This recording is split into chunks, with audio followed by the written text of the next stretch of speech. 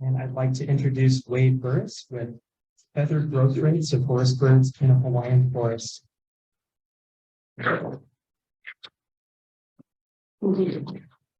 Also, just to remind our speakers, you point the clicker at the projector that will help advance. You're welcome to adjust the microphone as needed.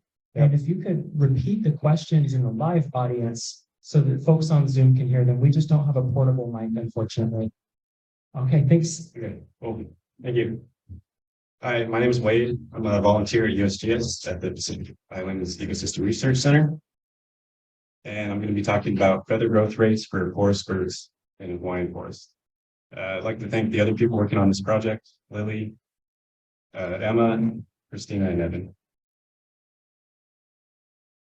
So Hawaiian forest birds are facing a lot of problems right now, obviously, and a lot of these threats include habitat loss, introduced predators like cats, rats, and mongoose, and introduced diseases, especially avian malaria, but also avian pox and pneumococcal pneumonia are another few.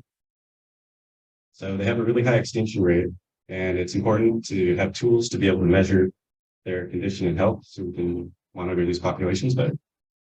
So one potential tool that we think we can use to do this is feather growth and quality, because it's a very costly process for birds to regrow their feathers. It's a very high energetic demand, second maybe to breeding in birds.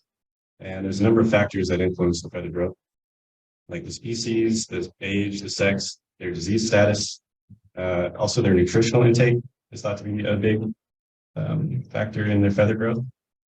So yeah, so this could be a good tool for measuring their health. And you can see in that bottom picture, hopefully it might be hard to see, but there's a series of light and dark bands along with feather. And each light and dark band taken together represents 24 hours of feather growth. So by measuring the width of the bands, you can tell how long it took for a bird to grow that feather.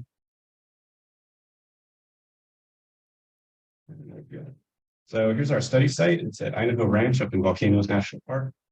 It's a mid-elevation site. It's about 3,200 feet in elevation. And there's about a 25% prevalence of malaria in the birds we've been catching now. So it's a good example to look at disease and its effects on these birds. The sampling began in May 2022 and is ongoing. You can see down here, here's our banding site, all the people working on this project. So our main focal species is the amakihi. It's a common honey creeper and it inhabits many different types of habitat. Relative to the other honey creepers, it's also showing a greater resistance to malaria, which makes it an interesting species to focus on. Our non-native birds are the warbling white-eye, which is from East Asia, and the yellow-fronted canary, which comes from Africa. So we're using mist nets to capture these birds, their sex and age based on their plumage and breeding characteristics, and then we collect their outer right retrix to do the feather analysis. So here's an example of one of the feathers that we measured. So we weigh the feather first and we take a picture. And then we count 10 dark bands and measure the length or the width of them and divide that by the number of bands we counted. So that gives us the millimeters per day that it took to grow that feather. And then our index of feather quality is just the length divided by, or sorry, the weight of the feather divided by the total length. And we're doing these measurements on image day. So to get into the results a little bit, we have our two box plots here. On the left is feather growth rate, and on the right is feather quality. The bottom left, I don't know if you can see, but there's the significance values. This was a paired t-test looking at female and male amakihis.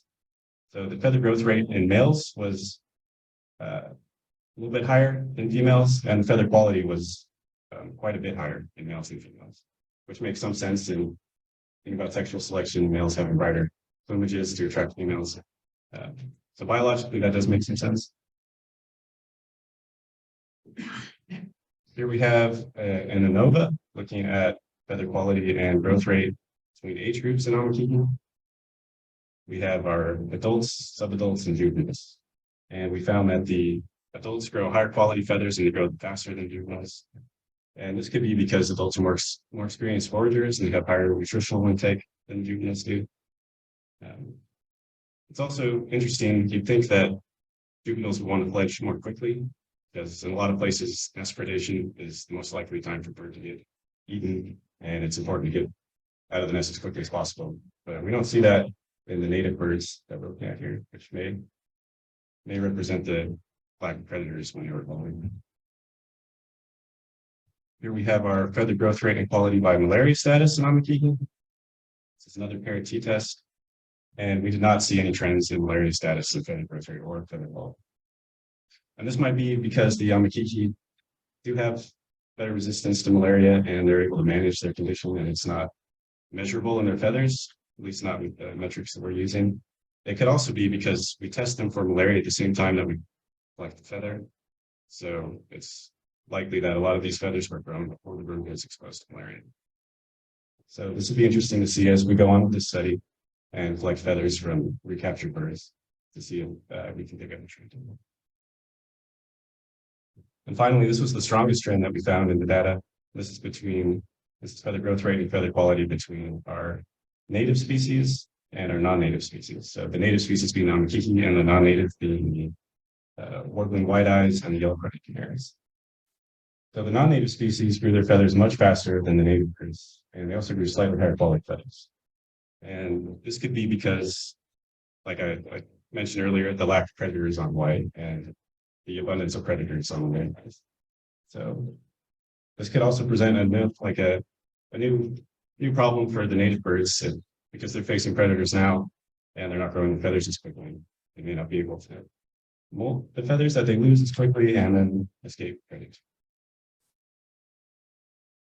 So in conclusion, we did find some differences in feather quality and growth rate by sex, age, and species. And these trends can help us understand life history strategies and detect differences in individual condition, especially once we have a baseline for what each group of species, how fast they grow the feathers and feather quality. We did not find an effect on malaria infection or feather growth rate and quality, but the study is ongoing, and hopefully in the future we'll have better insights in risk patterns. I'd like to thank our sources of funding and our land access on Hawaii Volcanoes National Park. Also, all the people that have helped on this project in the field. So thank you for that. And any questions?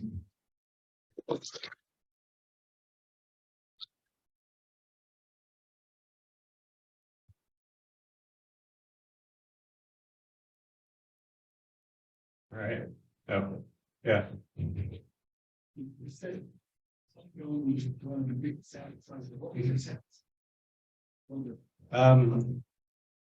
I think it was 418 total, but not all of the growth bars were visible enough to measure. So we had a higher sample size for the feather quality than the growth rate, but total we had 418. Were any of those recaps where you could make comparisons between their growth rate upon initial testing for malaria and later testing? I know we're still there working. There may be a few, but not enough to say Okay. anything yet. Yeah, I think it takes somewhere between 20 and 30 days for them to regrow. Yeah. How is feather growth rate related to body condition within?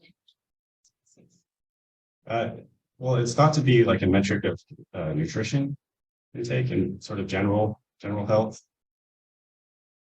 So, but yeah, basically how well they're foraging, and then how much resources they have available to take from other things and put towards feather growth.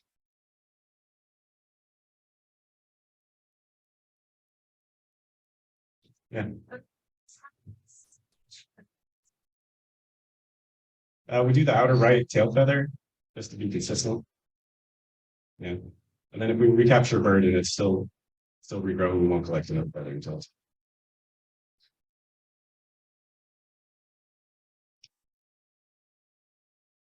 Any other questions? Yeah. Wait, how much time did it take you to just learn how to recognize changes in feather quality just by looking at them? It seems like it's a very detailed. It takes a little while to get an eye for it. Yeah, and to get the photographs where you can really see the bars takes a lot of like playing around with the light settings and the exposure time and stuff. Yeah, once you get used to it, you can ignore it. There are some feathers that just you can't see as far as. We just had to exclude those. Yeah. It was the length divided, or the weight divided by the length. Sort of like an index for density, or number of barbules on the feather.